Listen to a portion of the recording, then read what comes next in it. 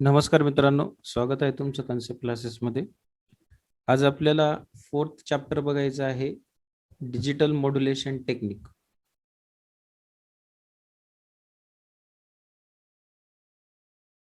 तर ह्या digital modulation टेक्निकचा आज आपण फर्स्ट लेक्चर बघणार आहोत.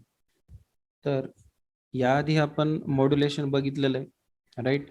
यामध्ये डेल्टा मॉड्युलेशन होतं, राईट. तर हे डिजिटल मॉड्युलेशन, यामध्ये कन्फ्यूज होऊ नका. तर ह्या चॅप्टरमध्ये डिजिटल मॉड्युलेशन मध्ये आपण काय बघणार आहोत, तर आपल्याला बघायचं आहे यामध्ये डिजिटल पासबँड ट्रान्समिशन.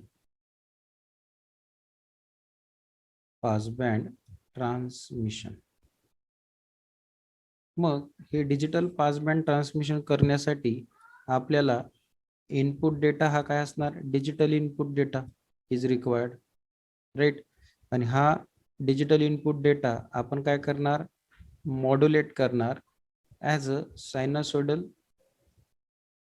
कॅरियर म्हणून, right.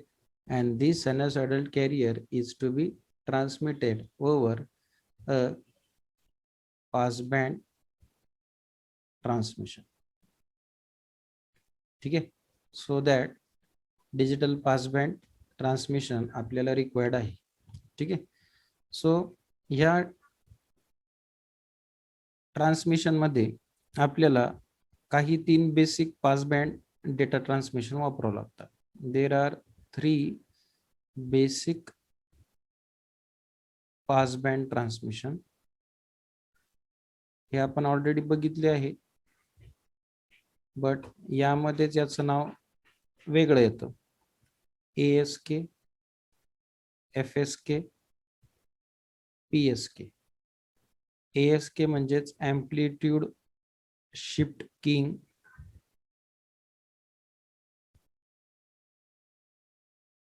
F म्हणजे फ्रिक्वेन्सी शिफ्ट किंग आणि P म्हणजेच पोझिशन शिफ्ट किंग. आपण हे बघितलं होतं बघा, AM, त्यानंतर FM आणि PM. ठीक आहे. तर हे प्रिव्हियस थर्ड चॅप्टर मध्ये आपण बघितलेलं आहे. सेम पद्धतीमध्ये पासबँड मध्ये अशाच प्रकारे आहे, शिफ्ट किंग मधच्या स्वरूपात हे वापरले जातं. ठीक आहे. सो हे याचं बेसिक इंट्रोडक्शन झालं की डिजिटल मॉड्युलेशन टेक्निक ह्या चॅप्टर मध्ये आपण काय बघणार आहोत. ठीक आहे. सो यानंतरचा पॉइंट आहे आपला, जो की फर्स्ट पॉइंट आपण म्हणू शकतो, concept of coherent and non coherent detection. तर आपण हा डिफरन्सच्या फॉर्म मध्ये बघू. याला नोट करून घ्या पहिले.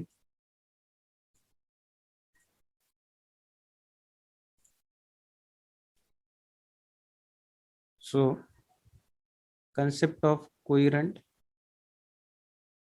and non-coherent detection.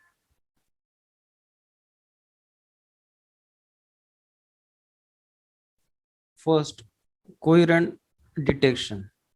आता ह्या कोहिरंट डिटेक्शन मध्ये आपण फेज सिंक्रोनायझेशन हे ऍट द रिसिव्हर वापरतो. का? कारण रिसिव्हर आपलं काय करणार आहे, रिकवर करणार आहे इन्फॉर्मेशन सिग्नल.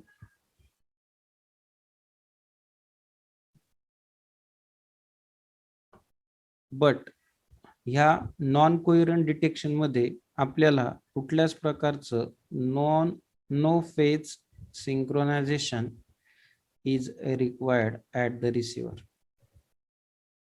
ठीक आहे. हा यामधला पहिला महत्वाचा फरक. दुसरा असं की ही जी टेक्निक आहे, ही टेक्निक थोडी कशी आहे, कॉम्प्लेक्स आहे. सो याचा आउटपुट पण कसं आहे, बेटर आहे आणि गॅरंटेड आहे. विशेष म्हणजे इट्स अ गॅरंटीड आउटपुट. ठीक आहे. ही प्रोसेस लेस कॉम्प्लेक्स आहे नॉन कोहिरंट, बट आउटपुट हे कसं याचं पुअर.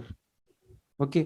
आणि आणखी एक पॉइंट ह्या कोहिरंट डिटेक्शन मध्ये ऍड होतो की फ्रिक्वेन्सी आणि फेज ह्या दोन्ही कॅरियर प्रोड्यूस करता at the receiver, so that perfectly synchronized signal हे आपल्याला ट्रान्समिट करायला मिळते. ठीक आहे, हा यामध्ये एक ॲडिशनल पॉईंट आहे फॉर कोहेरंट डिटेक्शन. एक्झाममध्ये तुम्ही हे तिन्ही पॉईंट जर लिहिले तरी चालेल.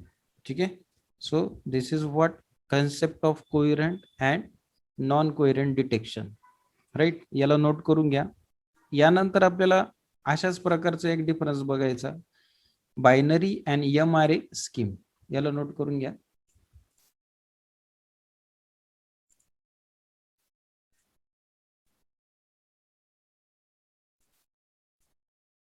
So binary scheme and MRA scheme. So binary scheme म्हणजे काय? ह्या बायनरी स्कीम मध्ये दोन प्रकारचे पॉसिबल मेसेज असतात, लाईक 0011. ठीक आहे, बट हे सेंड करताना आपण only any one of two possible, म्हणजेच कुठलेही टू पॉसिबल सिग्नल काय करतो आपण, सेंड करतो. राईट, हे सेंड केलं जातं with a interval that is a TB हा काय त्याचा टाइम इंटरवल आहे.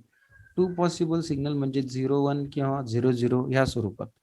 ठीक आहे, आणि ह्या बायनरी स्कीमचे एक्झाम्पल आहे ASK, PSK अँड FSK. ठीक आहे, सो यामध्ये पॉसिबिलिटी किती आहे?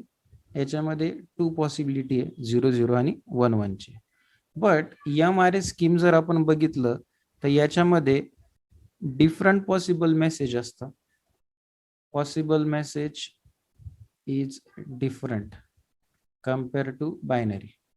ओके, नंतर यामध्ये सेंड करण्यासाठी only one of M possible signal हेच ट्रान्सफर केलं जातं, M पॉसिबल सिग्नल. आणि याचा इंटरवल सुद्धा किती असतो, दॅट इज अ TB, जो की याचा जो होता बायनरीचा तोच इंटरवल MRA चा ॲज इट इज असणार. ओके, देन MRA याचा एक ॲडव्हान्टेज आहे की यामध्ये बँडविड्थ तुमची कशी असते, लेस बँडविड्थ असते. ठीक आहे, कम्पेअर टू बायनरी स्कीम. त्यानंतर एरर परफॉर्मन्स हा MRA चा कसा आहे, पुअर आहे. ठीक आहे, सो आपल्याला बायनरी स्कीमच ही काय चांगली आहे. सो जरी बँडविड्थ तुमची कमी असली पण तुमचं एरर परफॉर्मन्स इन MRA हा पुअर झाला. राईट, एक मिनिट, एरर परफॉर्मन्स हा MRA चा पुअर आहे म्हणजे ही MRA स्कीम ही प्रॉपर चांगली आहे कम्पेअर टू बायनरी. ठीक आहे, so we prefer MRA scheme because error performance MRA हा पुअर, एरर परफॉर्मन्स म्हणजे कमी एरर आहे त्याच्यामुळे, म्हणून ती चांगली झाली ना. ठीक आहे, सो आपण याला एररच्या फॉर्म मध्ये बघतोय तर ते थोडंसं गणित आपलं तिथं कन्फ्लिक्ट होतं. ठीक आहे, so MRA is the best one compare to binary scheme.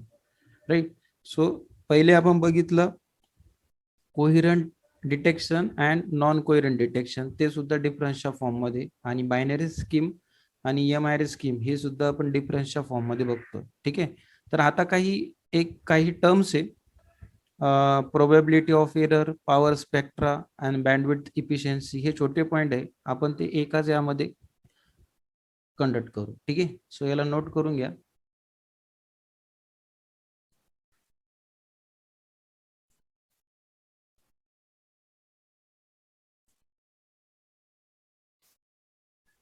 Okay, next point is छोटे छोटे पॉइंट आहे बघा, हे कामाचे पण.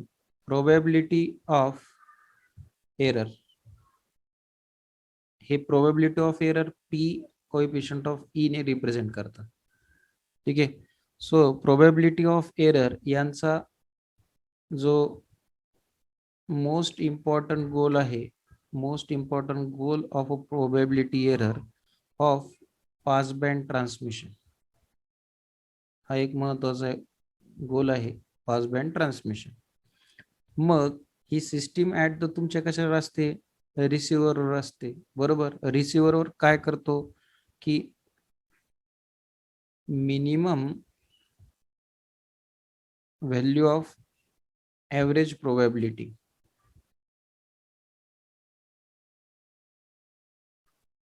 of error is a presence of AWGN. AWGN, A for additive, N for white, G for Gaussian. White Gaussian noise हे नाव ऐकलं असेल, ठीक आहे. सो हे मिनिमम ॲव्हरेज, जे ॲव्हरेज पॉसिबिलिटी ऑफ एरर आहे, राईट, प्रेझेन्स ऑफ AWGN, हे काय ॲडिटिव्ह व्हाईट गॉशियन नॉइजच्या फॉर्ममध्ये आहे. आणि value of probability of error ही कशी असली पाहिजे, possibly that is a small. Okay, so that output आपलं चांगलं असेल. सेकंड आहे बघा पॉवर स्पेक्ट्रा किंवा पॉवर स्पेक्ट्रम सुद्धा म्हणू शकता. पॉवर स्पेक्ट्रा, पॉवर स्पेक्ट्रामध्ये काय केलं जातं की एक ग्राफ ड्रॉ केला जातो. एक्स ॲक्सिसवर आपण प्लॉट करतो फ्रिक्वेन्सी, व्हेअरएज वाय ॲक्सिसवर रिप्रेझेंट करतो that is spectral density.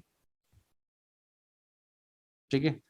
So हे जो ग्राफ किंवा हा जो ग्राफ आहे हा आपल्याला इन्फॉर्मेशन प्रोव्हाइड करतो अबाउट द बँडविड्थ रिक्वायरमेंट, तुम्हाला बँडविड्थ किती लागते, आणि को चॅनल इंटरफरन्स. ठीक आहे. सो ह्या दोघांची माहिती आपल्याला हा पॉवर स्पेक्ट्रा देतो. Third point is bandwidth efficiency. आता कुठलंही चॅनल किंवा काही सिग्नल म्हटलं तर इफिशियन्सी ही महत्वाची. आता लक्ष द्या, ही रिप्रेझेंट केली जाते पी ने. Okay, so bandwidth efficiency is the ratio of data rate is represented as RH to its effectively utilized channel bandwidth. म्हणजे आपण याला चॅनल बँडविड्थच म्हणू. ठीक आहे. So P is equals to RH upon B and which is measured in a bit per hertz. ठीक आहे. So efficiency is the common point in all the signaling. ठीक आहे. आणि इफिशियन्सी जर बघितलं तर ही डिपेंड असते दोन गोष्टीवर, एक मल्टी चॅनल एन्कोडिंग आणि दुसरी that is a spectral shaping. ठीक आहे. या दोन गोष्टीवर आपली बँडविड्थ इफिशियन्सी डिपेंड असते. ओके, सो आपण पहिलेच बघितलंय बघा D2A converter, digital to analog conversion. So यामध्ये आपण काय वापरतो, डिजिटल D2A कन्व्हर्टर हा एक ब्लॉक वापरतो जे की स्क्वेअर वेव्ह फॉर्म मधले डिजिटल इनपुट आहे, याचं कन्व्हर्जन आपण कशामध्ये करतो, अॅनालॉग मध्ये करतो. सो याचा सुद्धा यामध्ये काय आहे उपयोग आहे, अॅनालॉग आउटपुट. ठीक आहे. So these are all the basic parameter, म्हणजे आपल्याला पास बँड ट्रान्समिशन शिकण्यासाठी हे गरजेचे आहे. ठीक आहे. सो यानंतर महत्वाचा एक पॉइंट चालू होतो, need of digital carrier wave modulation technique, जे की हे शिकण्यासाठी ही बेसिक गरजेचं आहे. ओके, सो याला नोट करून घ्या.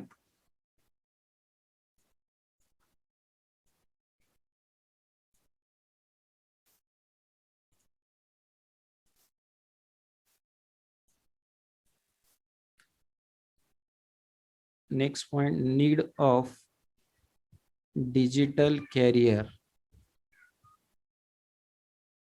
Wave modulation.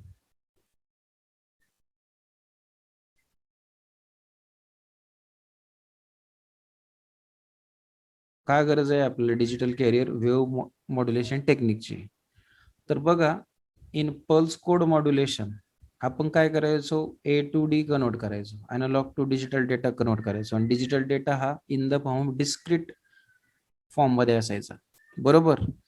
So now we will learn some techniques.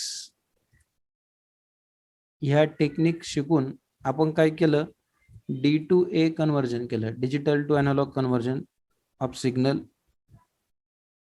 Convert केले, and this signal it is to be transmitted. So this process is called as digital carrier modulation. म्हणजे PCMचं जे A to D conversion होतं त्याला आपण काही गोष्टी शिकून D2A conversion मध्ये केलं आणि त्याला आपण ट्रान्समिट केलं, तर त्यालाच आपण डिजिटल कॅरियर मॉड्युलेशन स्कीम असं म्हणतो. ठीक आहे. सो या टाईप मध्ये आपण काय करतो आहे, D2A कन्वर्ट करतोय. D2A digital to analogue conversion. हे काय गरजेचं आहे, कारण it is essential Wien the digital message signal is send over the band limited. आपण आता जर डिजिटल सिग्नल हे काय केले, सेंड केले बँड लिमिटेड सिग्नलवर किंवा बँड लिमिटेड चॅनलवर म्हणा, लिमिटेड चॅनलवर, देन हे बँड लिमिटेड चॅनल कुठल्या फॉर्म मध्ये असतात, in the form of telephone line. बरोबर. सो टेलिफोन लाईन हे एक प्रकारचं काय आहे, बेस्ट ऍप्लिकेशन आहे कशाचं, डिजिटल कॅरियर वेव्ह मॉड्युलेशनचं. बरोबर. सो डिजिटल कॅरियर मॉड्युलेशन मध्ये आपण एक्झाम्पलच्या फॉर्म मध्ये मोडेम हे एक्झाम्पल सुद्धा घेऊ शकतो. राईट. सो मोडेम हे काय करतं की डिजिटल डेटा फ्रॉम DTE म्हणजेच कुठल्या फॉर्म, कुठून घेतो हा, in the form of computer, आणि देन टू कशामध्ये कन्वर्ट करतो, in the form of analog. So modem हे एक त्यामध्ये इसेन्शियल एक्झाम्पल आपण म्हणून वापरू शकतो. बट इथं प्रश्न एक क्रिएट होतो की की आपण डिजिटल सिग्नल मध्ये म्हणजे why we can not send digital signal as it is in to the telephone line, म्हणजे अॅनालॉग मध्ये कन्व्हर्जन का करावं लागतं. So why it is converted. आता हे का केलं जातं, लक्ष द्या. डिजिटल डेटा हा कशा फॉर्म मध्ये असतो, 0 किंवा 1च्या फॉर्म मध्ये. बरोबर. सो हा जर डिजिटल डेटा आपण विदाउट एनी डिस्टॉर्शन जर सेंड केला, when it is sent, then आपल्याला काय होईल, कम्युनिकेशन मीडियम मध्ये लार्ज बँडविड्थ रिक्वायर्ड लागेल. Large bandwidth is required. So ही एवढी लार्ज बँडविड्थ जर आपण टेलिफोन बद्दल विचार करतोय, तर टेलिफोन लाईन मध्ये एवढी लार्ज बँडविड्थची कॅपॅसिटी असते का, तर नाही. बरोबर. ही लार्ज बँडविड्थची रिक्वायरमेंट आपल्याला काय करावं लागते, कमी करावं लागते. म्हणून त्याला मॉड्युलेशन टेक्निकनी D2A कन्व्हर्जन केलं जातं. राईट. आणि त्याची बँडविड्थ काय केली जाते, डिक्रीज केली जाते. आणि बँडविड्थ जर डिक्रीज झाली तर नंतरच त्याला आपण टेलिफोन लाईनला वापरू शकतो. सो हे याचं एक महत्वाचं कारण आहे की need of digital carrier wave modulation technique is essential for telephone line. Okay. हे जर नसेल तर आपल्याला कुठल्याच प्रकारचा डेटा हा ट्रान्समिट करता येणार नाही. ठीक आहे. सो याला नोट करून घ्या, हे एक महत्वाचा पॉइंट आहे. यामध्येच आता आपल्याला बघायचं आहे नेक्स्ट बेसिक मॉड्युलेशन टेक्निक, यालाच कंटिन्यू. ठीक आहे. आताच आपण मॉड्युलेशनच्या टेक्निक बघितलेले, टाइप जे बघितले स्टार्टिंगला इंट्रोडक्शन मध्ये, त्यालाच आपण कंटिन्यू करणार आहोत. Some basic modulation technique.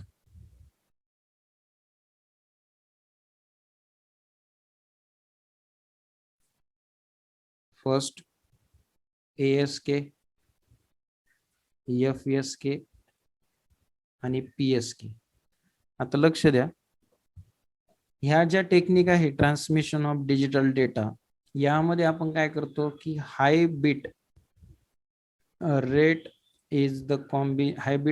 Of data is the combination of ASK plus FSK. म्हणजे ह्या दोन शिफ्ट किंगचं काय आहे, कॉम्बिनेशन आहे. आणि ह्या कॉम्बिनेशन एम्प्लॉय करतो आपण फॉर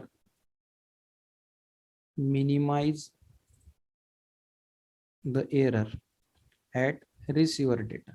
या दोघांचं कॉम्बिनेशन काय करतो, हायब्रिड डेटा कॉम्बिनेशन मध्ये, कारण एरर आपले कमी झाले पाहिजे. राईट. आणि हे एरर कमी करण्याच्या प्रोसेसला आपण म्हणतो QAM. QAM म्हणजेच काय, that is a quadrature amplitude modulation. ठीक आहे. So ASK plus FSK which reduces the error, so it is called as QAM, that is quadrature amplitude modulation. मग आता डिजिटल कॅरियर वेव्ह CW आपण म्हणतो त्याला, याला मॉड्युलेशनच्या फॉर्म मध्ये कसं लिहिता येईल? ASK, FSK अँड PSK ह्या दोघांचं कॉम्बिनेशन काय बनतोय? QAM. आणि या QAMचं आउटपुट काय बनतं आपलं? QPSK. QPSK म्हणजे क्वाड्रेचर फेज शिफ्ट किंग. ठीक आहे. सो यामध्ये पण आपण काय करतोय? Digital CW modulation, carrier wave modulation घेतो, प्रोव्हाइड करतो स्क्वेअर वेव्ह अँड देन याच्यापासून आपल्याला बनले जातात सिग्नल्स ASK, FSK आणि PSK. तर हे जे वेव्ह फॉर्म असतात यामध्ये सिग्नलिंग जी लेवल यांचे जे साईन वेव्ह फॉर्म आहे, ओके, तर यामध्ये फार जास्त प्रमाणात काय असते? व्हेरिएशन असते तिघांमध्ये सुद्धा. Okay, so this is what analog output. आणि याचे ॲडव्हान्टेज जर म्हटले आपण कॅरियर वेव्हचे, तर ट्रान्समिशन डेटा आपल्याला काय, कुठलाही हाय स्पीडमध्ये आपण डेटा काय करू शकतो? ट्रान्समिट करू शकतो. High speed transmission is best advantage. आणि डिसॲडव्हान्टेज काय? की आपल्याला यामध्ये मोडेम वापरावं लागतं. मोडेम हे काय करावं लागणार? प्रत्येक कम्प्युटरला आपल्याला वापरावं लागणार. So modem is required. So the cost and complexity is also increases, is the disadvantage of the carrier wave modulation. ठीक आहे. सो ह्या लेक्चरमध्ये आपण इथंच थांबूया. राईट.